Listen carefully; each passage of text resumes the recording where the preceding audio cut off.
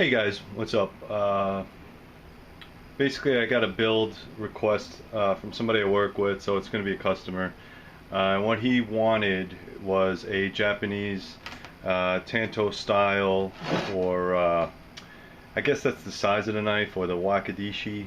I know I'm butchering the names, but basically it's going to be about an 18-inch to 20-inch blade overall, and you're looking at least a 17 or 18-inch blade and a very nice decent handle, so it's probably be like a handle and a half for heavy chopping. He did wanted it a very thick type of steel. I don't know if he's planning for the zombie apocalypse, but he wanted some type of combat tanto, and that's what I'm going to make him. I'm making this out of 5160. If you can see that right there. See if it, there you go, 5160, inch and a half. You know, I like 5160 for big choppers because they are made of a spring steel, and the steel inside does have some properties that are a little bit water resistant, I want to say. So there are properties in there. It's a little bit better than 1095. And if you are going to do some heavy chopping, whether it be wood or zombies, you're going to need some type of heavy-duty spring steel. So it is a 1/4 inch thick. I think it'll do the job. I'm not sure if I'm going to make another one. I was planning on putting a handle here. Sorry, a guard. I'm not really sure if I'm going to do that. So I'm going to cut this out and see where I get to. So follow along, and if I do decide to make another one, I'll let you guys know and maybe put it on the website. All right, thanks.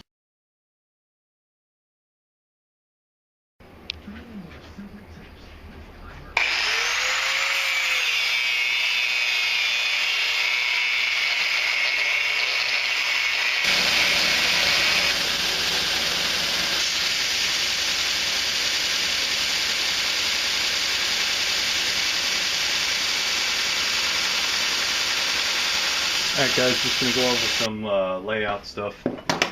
Alright, so I got the handle down to where I wanted it to. I will probably take a little bit more off, but I know there's a lot of grinding that's going to be done here, and I don't want to take too much off the handle until the end. What I did is I also marked, I don't know if you can see that, I marked where I'm going to put the guard, and I marked my ricasso. Now this tape here is nothing more than electrical tape, but the reason I like electrical tape is because it's exactly a 1/2 inch wide.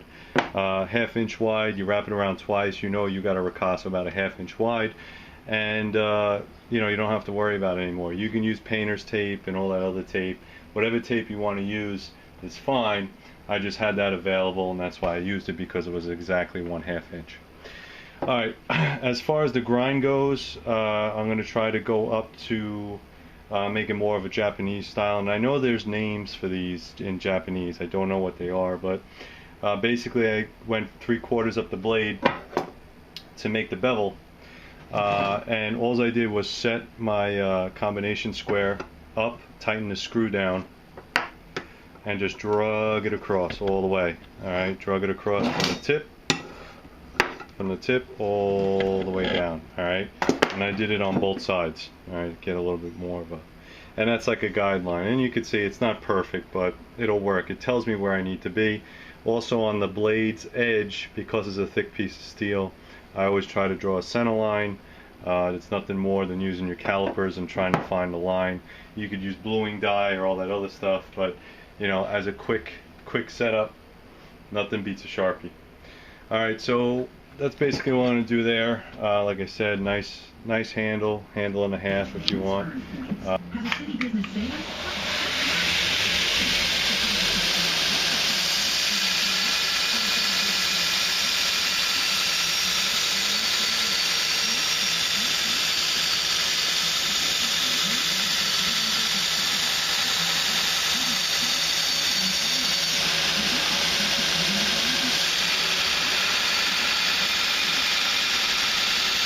Alright guys, so basically this is what it should be looking like. After a couple hours on the grinder, you can see my marks are still there. There's still a little bit of imperfections here and there, but I'm going to straighten all this out with a file, so I'm not really worried about it. A sword of this size, or a large knife of this size, it's going to take a long time to do. So Don't think you're going to grind this out as fast as possible, because it's just not going to happen. It's probably going to eat up a couple belts. So what I like to do is get the blade down to, you know, at least, I don't know if you can see that, it's 1.33 millimeters.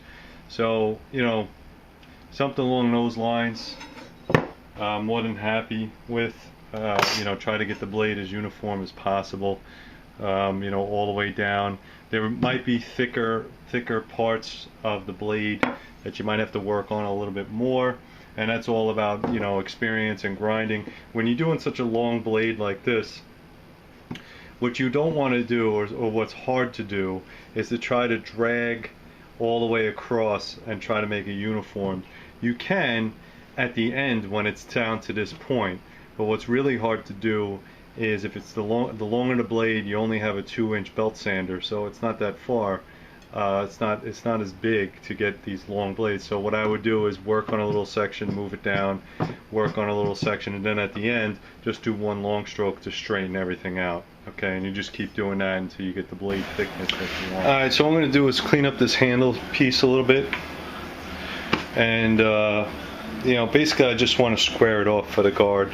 I still have that piece of tape on there, and this is just 2 pieces of wood inside the vise, so I don't bite into the steel. All right, so you know, you just want it relatively straight. You know, shave off any extra burrs.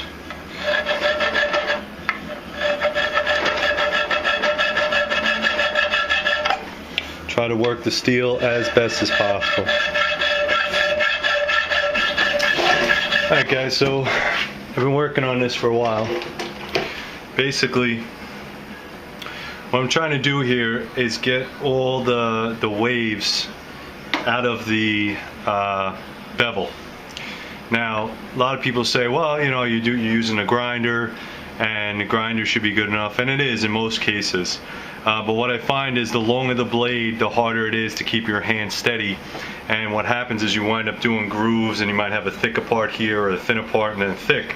And then of course the tip is always really hard to get. So I just have this wooden jig. It's just a piece of 1x2 and a clamp. And all I'm doing is I'm using the file as a straightener. Alright, I'm not so much worried about the grain, but what I'm doing is using the file, going, you know, first I start this way, then I might do on an angle, and then I want to do like a draw knife. And as I'm doing a draw knife, you'll start seeing all the steel come off, and then all the lines come off as well. And it will sharpen this too, so be careful with the edge. But really what I'm trying to do is, it's not so much, you know, it's more about keeping the line, but also straightening the bevel. And that's really important if you're going to make longer knives or longer blades. The longer they are, the more attention to detail you need in them, because they will warp, they will have divots, and of course, you know, when you're standing at the grinder for like 6 hours grinding this piece of steel, you're gonna get tired, and your hand pull or your drag pull, you know, your plunge cuts are all gonna be different, especially when you get tired. So this is just something that I do, especially on the longer blades.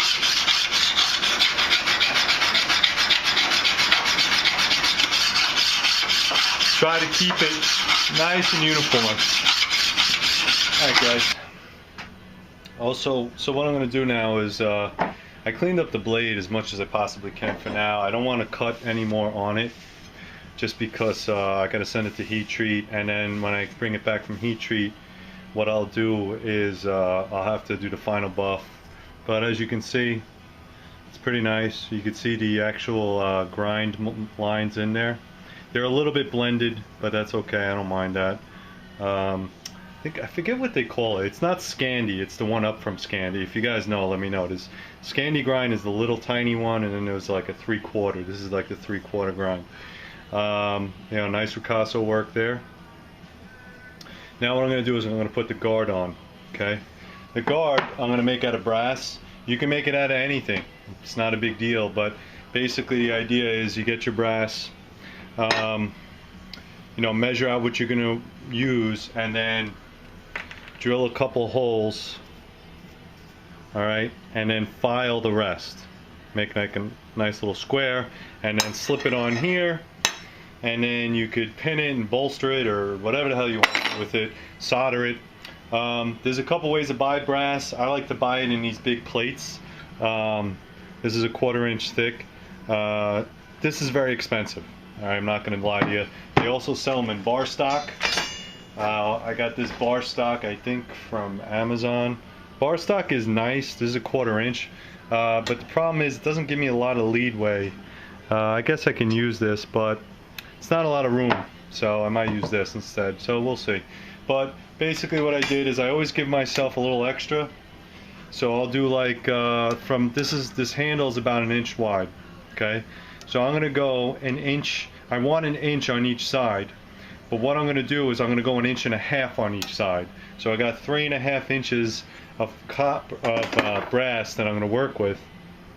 Put the hole in the center, and then if my holes are off somewhere in the center, so let's say, you know, my holes are off a little bit from the center, I could shave down on this side and make it look straight again. All right, so you know, I always leave room for mistakes. You know, this is knife making. It's not computerized type stuff, so there's always going to be mistakes, especially at this point. You know, been working for, I don't know, a good 8 hours now. I'm a little tired, so I'm going to get this stuff done and get it out to heat treat as soon as possible, because this is money in the bank right here. So all right guys, let me get to the cutting. All right guys, so I got my piece in there.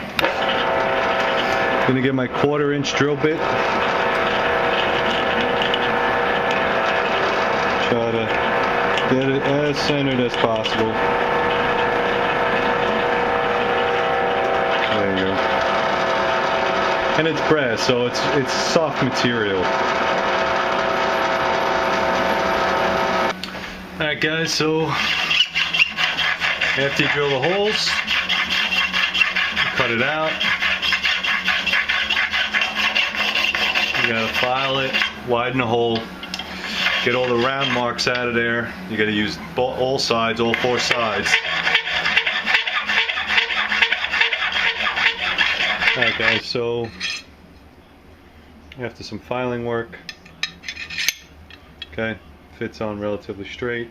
I mean, ideally what I'm going to do is I'm going to drill a small hole here, and then put a pin through there and peen it over, and then of course round out. So what I'm going to do now is I'm going to, with all this stuff on, I'm going to start putting the holes for the handle. Originally he said he wanted 550 cord, but if I'm going to put brass on there, I'm not going to put 550 cord. I'll put some nice type of micarta on there. I think this blade definitely deserves it. Alright, so I got my 1/4 inch bit here, and what I'm going to do is I marked 1, 2, 3, 4, 5 holes, and the last hole is a lanyard hole, so that'll be a tube, but the other ones will be 1/4 inch pins. And I used my calipers. I measured out 1.5 inches from the back hole, and then just marked it with a pin, and that's it. Now all you gotta do is drill them out.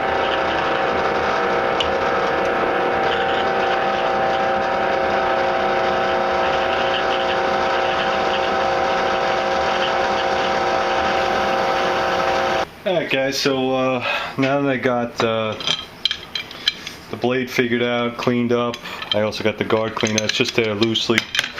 But basically what I want to do is I want to make sure that the handle material that I'm going to use is black linen micarta. I like black linen, and you know, I try to be as accurate as possible. But I take a scratch awl, okay, make a little piece like that, and I can make the holes too if I want. It's not a big deal, but the big deal is I want this cut out on the bandsaw. Also, what you'll see here is 1, 2, 3, 4, 5 holes. Those are 1/4 inch. One's going to be a lanyard. The rest are going to be solid pins. And these little holes that you see in between are called bridging holes. Bridging holes is so the glue goes all the way through. So when you glue the handle on, it has something to adhere to. So that's why it looks like that. Also, it lightens up the handle quite a bit. This is pretty thick steel. So now that I got it scribed, I'm gonna go and cut it out on the bandsaw. Alright guys, so what I did is I cut the micarta out, and as you can see there, it's just pinned in, it's not glued. I'm gonna rough out the handles. Basically what I do is I pretty much rough out everything beforehand, and then I send it to heat treat, and then when it comes to heat treat, it just makes it that much easier just to glue everything back together and knock it all out. So what I'm going to do is, now that I have it all blocked out, I'm going to sand all this down, sand all the pins down, make it look pretty, and then I got to knock it all apart, take it all apart, and start over. So that's basically where we're at with this.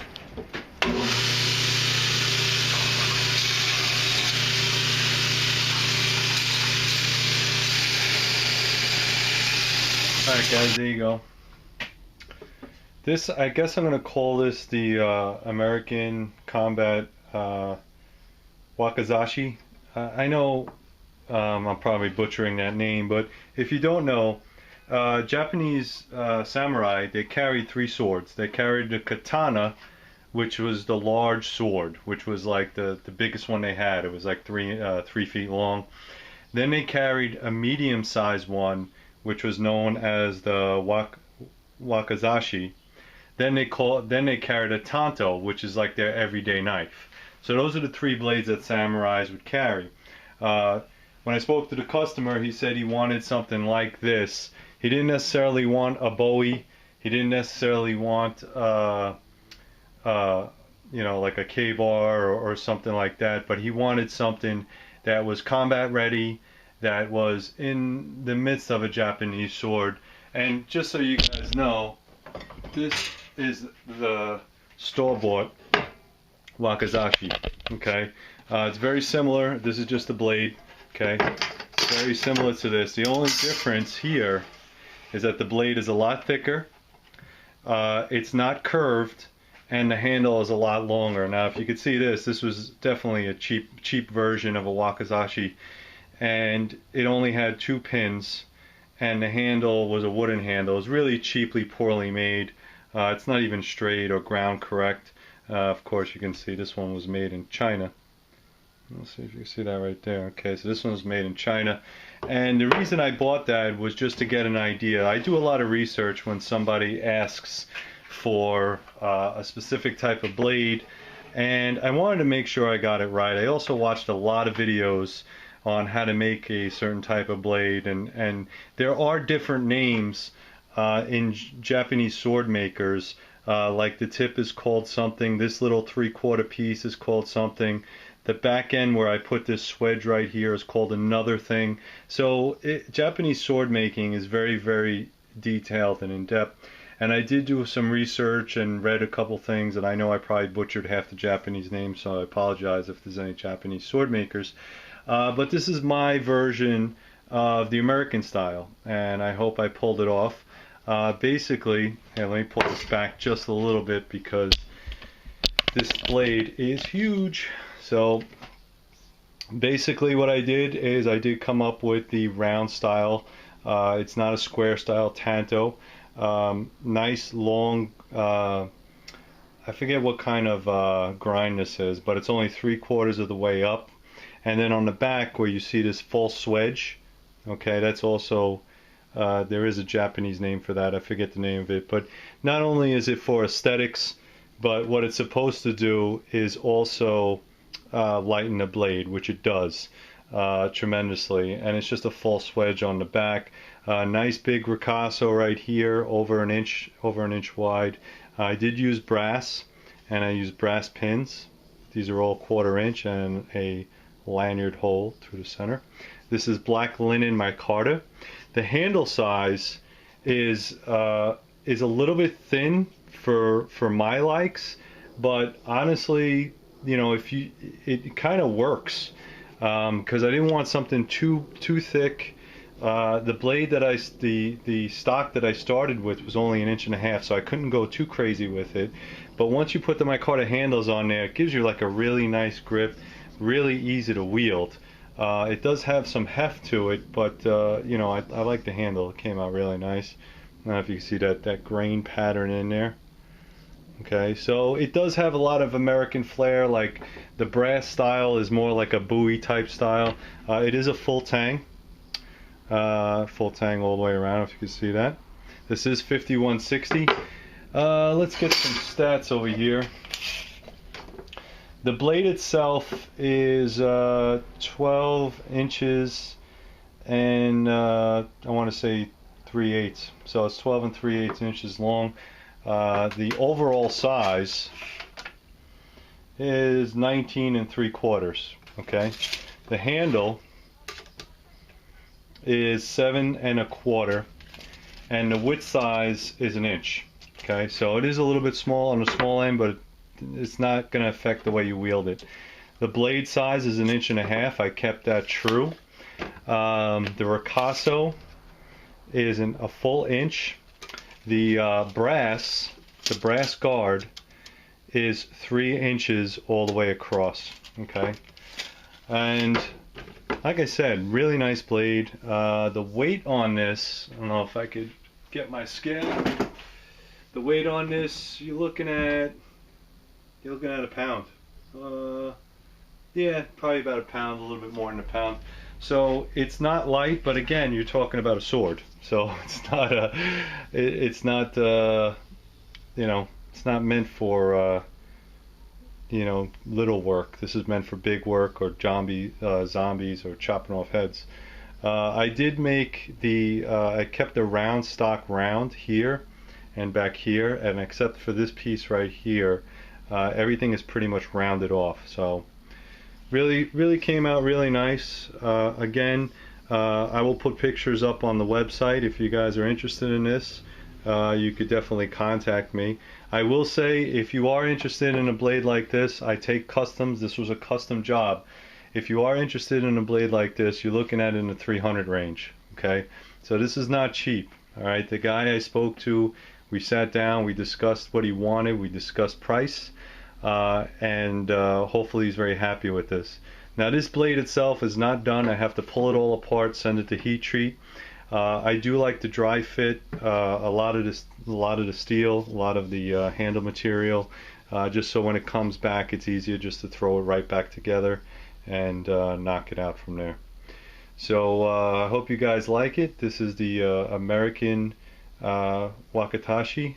I don't know, I probably said it 4 different times.